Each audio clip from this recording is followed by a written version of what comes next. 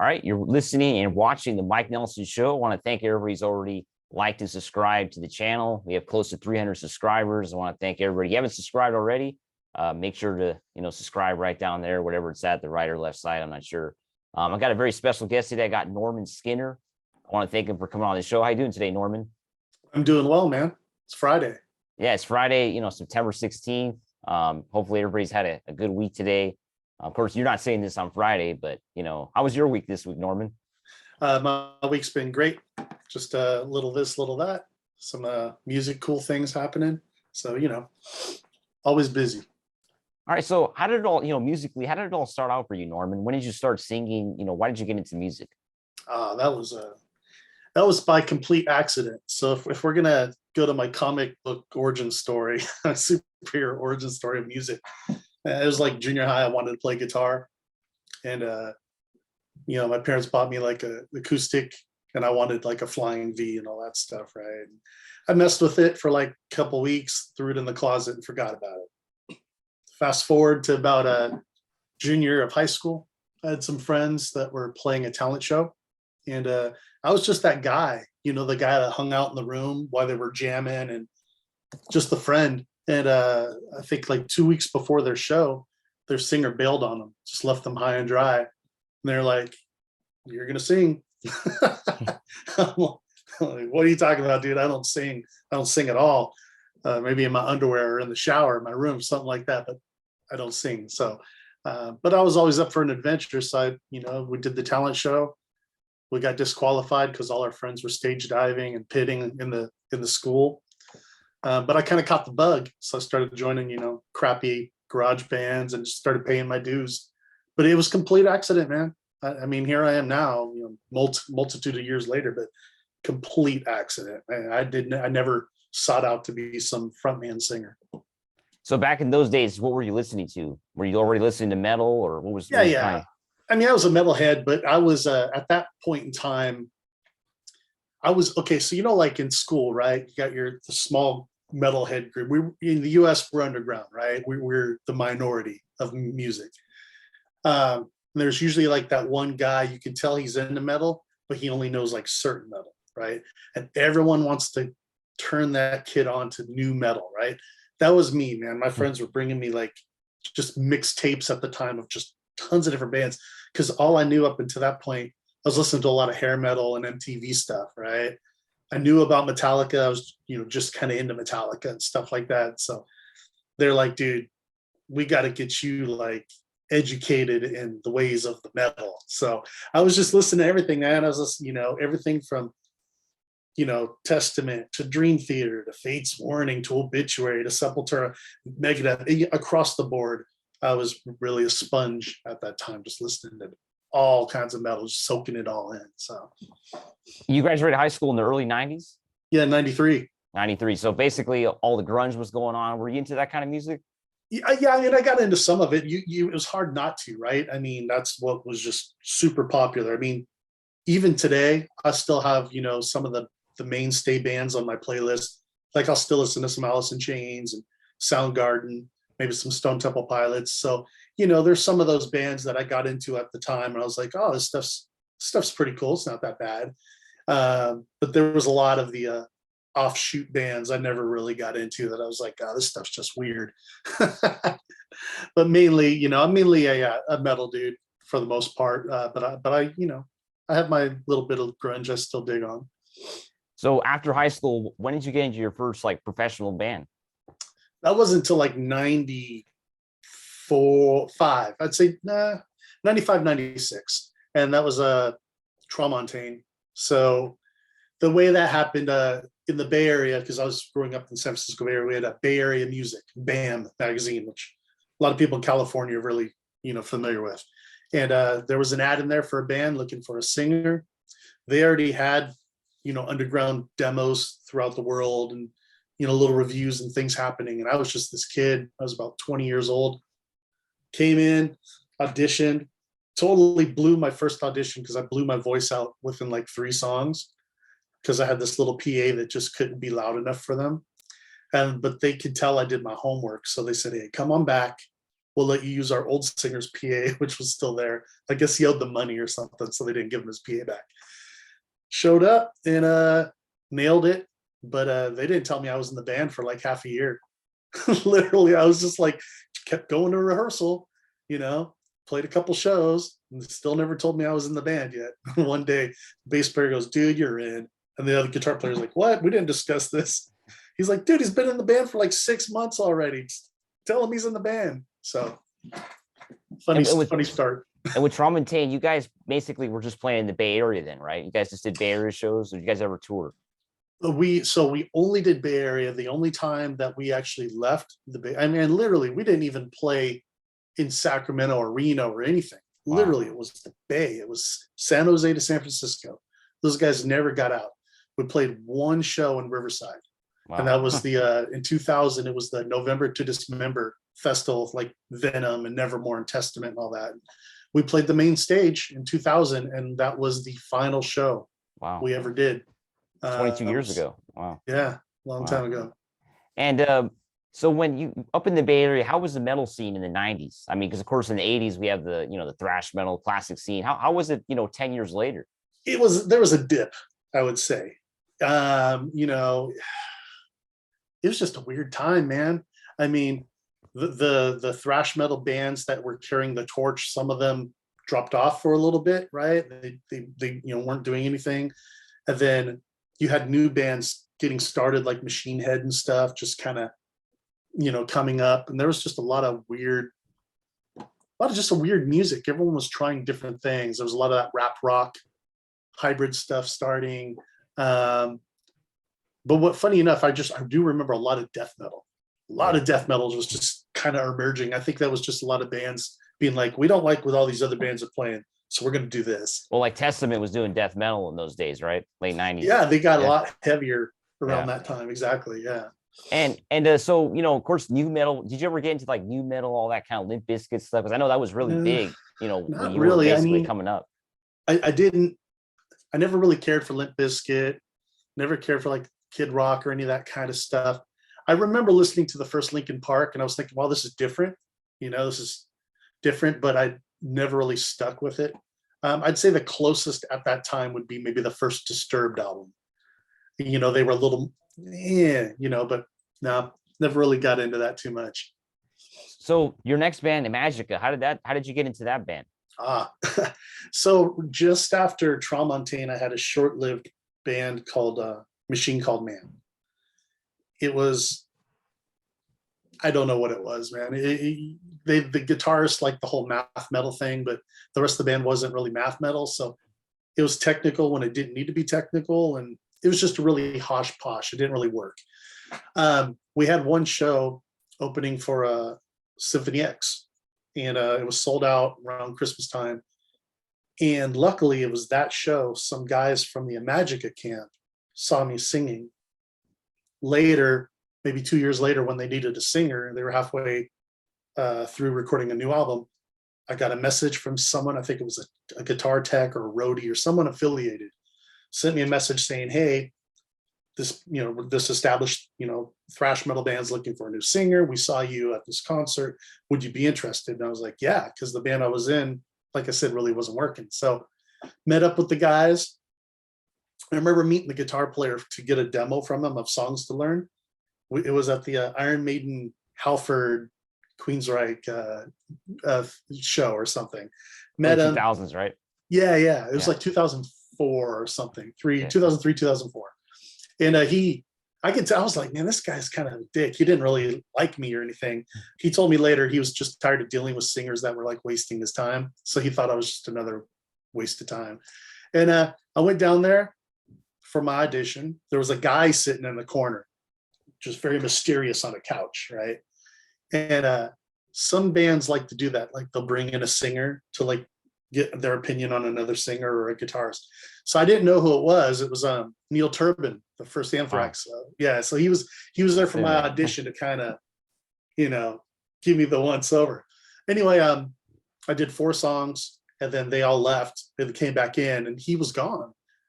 And then they told me, they're like, yeah, he gave you the thumbs up. He's like, yeah, this guy's good. You guys should keep him or something. So I got the gig. I did, 4 albums before disbanding with them around 2010, and then we got back together briefly for one last album in 2019. So, but that's how that came about. They kind of recruited me, but I paid my audition dues and whatnot. And with the Magica, did you tour the world, or how was touring with them? So so they toured outside of the United States. With them, I did maybe 4 US tours. We had 2 tours set up to do overseas, and both times they fell apart.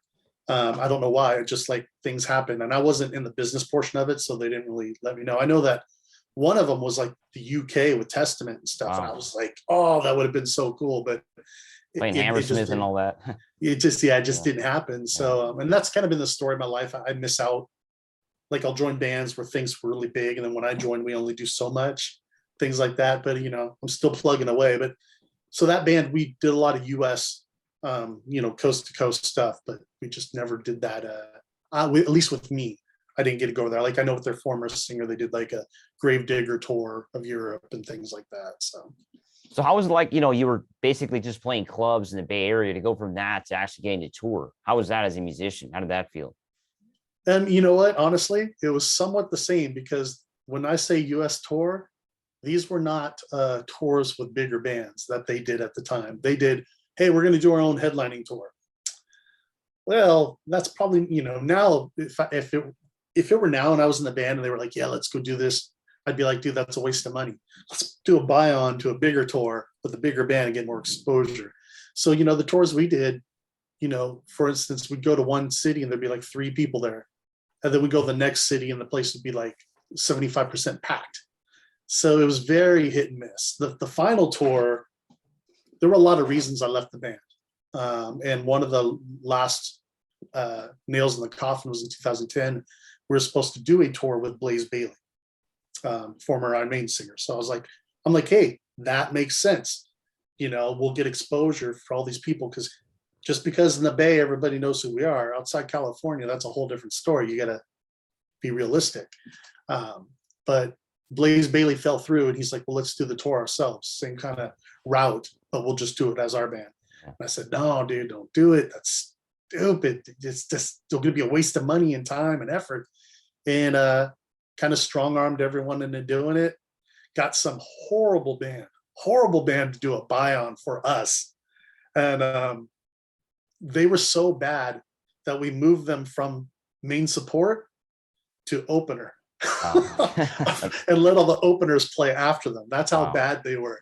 And it was a horrible tour. And I got back and I was like, guys, I'm moving on. I'm going to see what else is out there for me. So that was the worst tour ever, right? For you? It absolutely was the worst tour ever. They had canceled dates. Wow. I don't really drink on tour. Yeah. Just because I try to stay very professional. That tour, I was drinking a lot. So let's fast forward to Nevayan. You got your band right now, Nevayan. What's going on with Nevayan right now? So Nevayan's been doing great. In between the Magica, I did a bunch of different bands, launched my own solo career, etc. It was around 2015, my solo band lineup fell apart. So I just posted, I'm like, hey, I'm looking for new stuff. If anyone's interested. My buddy Brian O'Connor, who used to sing for Vicious Rumors, hit me up. He's like, hey, Scoob, that's what we call him. His name's Claudius Kramer from Possessed. He's all, Scoob's got a new power metal band, and I know you love power metal. I'm like, oh, love power metal. That's my thing. I would love to. And up till then, I'd never sang for a power metal band, although it was the main thing I listened to. So they sent over, I think, 4 songs. And within 3 days, I had written and recorded 4 songs and sent it back. And they're like, oh yeah, this dude's in. So I'd never even met them. I was in the band before I even met all the other guys. So went there, we released our first album in 2017, The Druid King. It just kind of blew up. All of a sudden we were, this emerging power metal band in the US.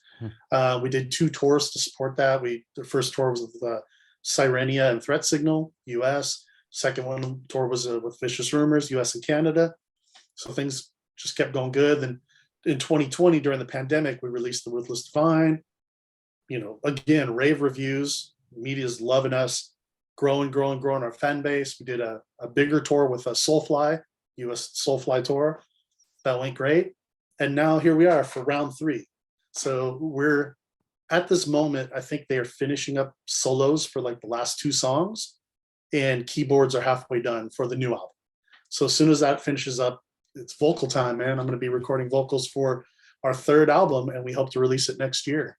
So usually with Divine, the music's recorded separately. Then you just go in there and sing the songs, basically. Yeah, so we all have our like our own home studios. The only thing that we actually go into studio, like a recording studio, for our drums. And we did that for the Druid King. We recorded a lot of the rhythm tracks and the bass also in a studio. But for the Ruthless Divine, everything was done from home, except for the drums. This new album, same thing. We did the drums, and we recorded. So literally, right, I'm talking to you right now. I have my mic and all my stuff set up right here. So I literally sit in this chair and record my albums. And I've done that for my last like 6-7 albums that I've released. Just record it right here. And it's cool because I can like take my time. If my voice ain't feeling whatever, if I'm feeling a certain way, I can redo things over and over, not spending a lot of money. Don't have some producer yelling in my ear, we can try it a different way. No, I want it this way. I want it my way. So it works. And you mentioned, power metal is your favorite kind of metal, or the metal you mostly listen to. What would be some power metal singers that shaped you as a singer? That's a funny question, because not a lot of power metal singers really shaped me, but I do love a lot of them. So guys that I would say closely resemble power metal or sing with power metal that I like, that I've kind of taken little bits and pieces from, I'd say Matt Barlow, a former Iced Earth singer, huge influence. Ralph Sheepers from Primal Fear is another one. A little more progressive metal, I'd say Russell Allen from Symphony X. But I also take a lot from other singers that are from different genres. Like Bjorn Strid from Soilwork, Jesse Leach of Killswitch Engage, Chuck Billy from Testament. That's where I get a lot of my heavier, more growly stuff. And I like some of the more softer singers, like Roy Khan from Camelot and things like that. So it just depends. I like to hopefully be well-rounded as a vocalist, not just a one-trick pony, so to speak. What are your thoughts on today's music scene, or specifically today's metal scene? With streaming and the way you've been here a long time in the music scene. So how is it? You've seen it change throughout the years. What do you think of it today? Yeah, it's a different world, obviously, and you have to adapt or die, right? As a fan, I love it, because I'm exposed to so many bands and so much music, and there's always something new that I'm like, ooh, I haven't heard this. There's also new shit I'm like, oh, I could have not heard that. So I mean, you can go to YouTube and find just playlists and things. You can go to Spotify. Whatever. I absolutely love it.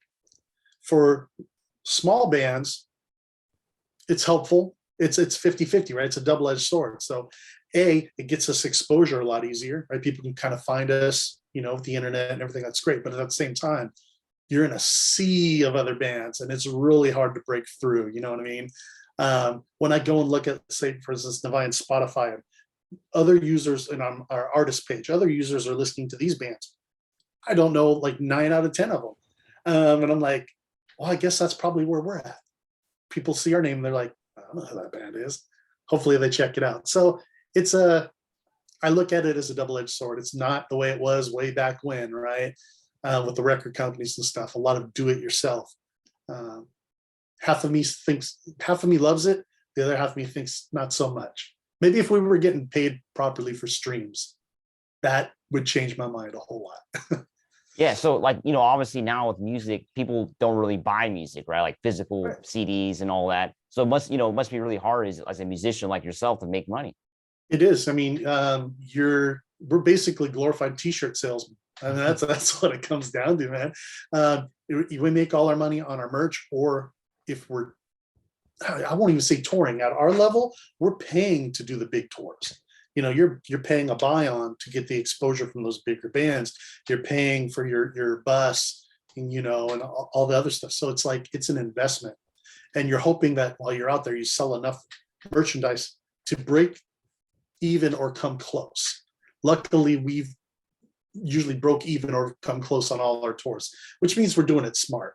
But to make money, honestly, it's these crappy little clubs that a promoter will book us in as a headliner, and they'll pay us between $300 to $600 for that night. And we're like, cha-ching! Hey, we made some money, But then when we play the bigger, more awesome shows, usually we're not getting paid. We're just strictly merch. So it's hard, man. It's tough that way, but we don't. I always tell people, I'm like, you want to make money, don't play metal.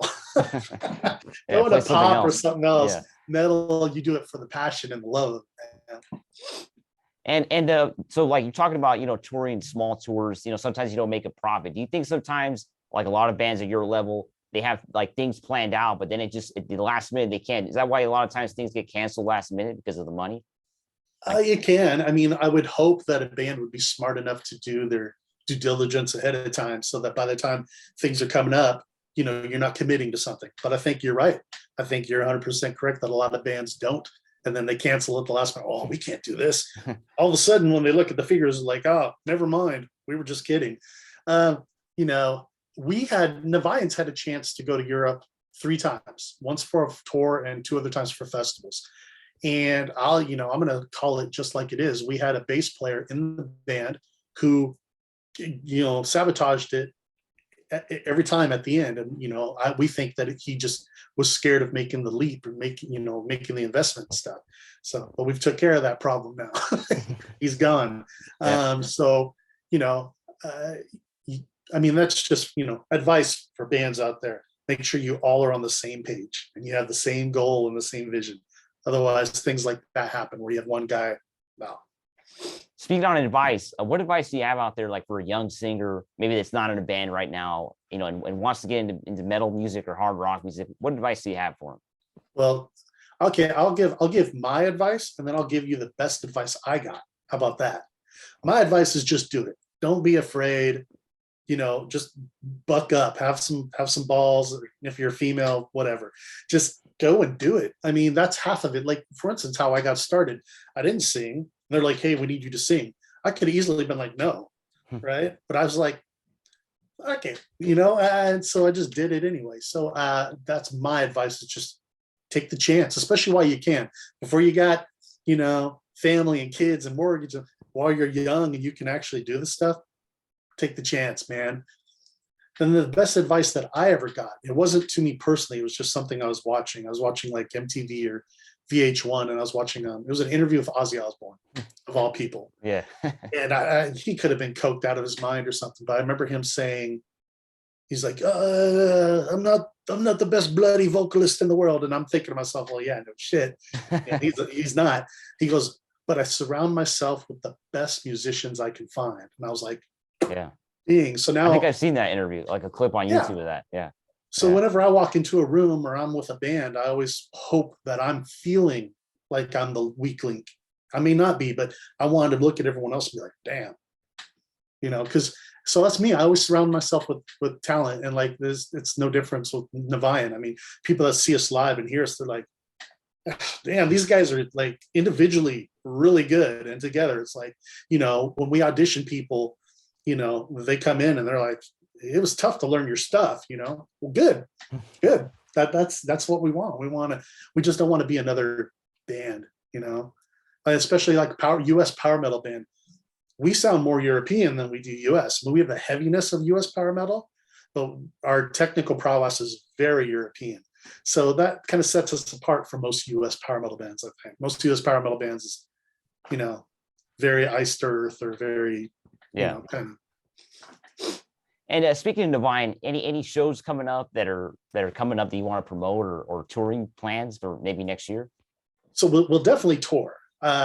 With who, that remains to be seen. But yeah, it'll be a big tour.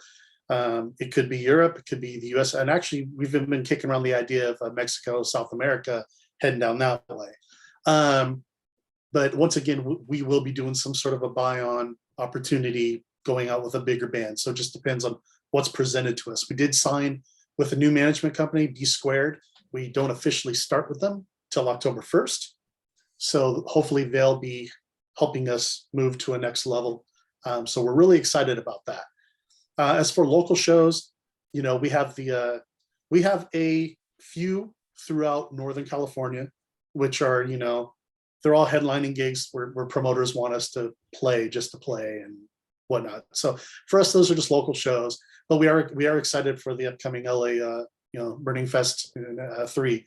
So that one should be really cool. This is going to be our first. I think it's our first festival of this year.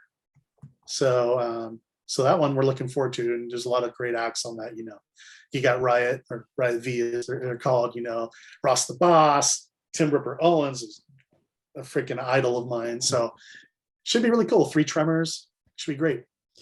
And social media, where can the people follow the band or you on social media to see these updates for the shows? So we're real easy to find. I mean, I can be like every other band and be like, oh, you can find us everywhere, and start naming them all off. But we actually have websites. The website has all the links. So Navian.com, and I'll spell it for anybody that's, you know, needs that. I'm sure maybe you'll pop it up down there. Yeah, It's yeah. Niviane. And everyone pronounces it differently. So when you're like, hey, it's pronounced this right, honestly, it's pronounced a bunch of different ways. And then for me personally, since I sing for Skinner, which is my solo band as well, and I have a new album. That's the next album coming out. Is my next solo album called The Dark Design. If you go to normanskinner.net, there's videos for my past stuff, my current stuff, everything's there. Everything.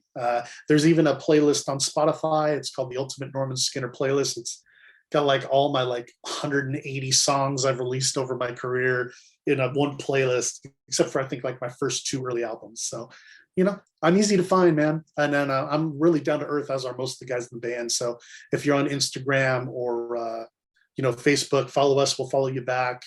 You know, we like to have fans, but we also call them our friends. So, there you go. All right, I want to thank you, Norman, for coming on the show. It was great talking to you. You know, I want to thank everybody who's watched the show today. Oh man, thank you so much, and thank you to your viewers. Hopefully, they'll give my band a shot if they haven't heard us and find out they got a new band they love. All right, stay metal, everybody.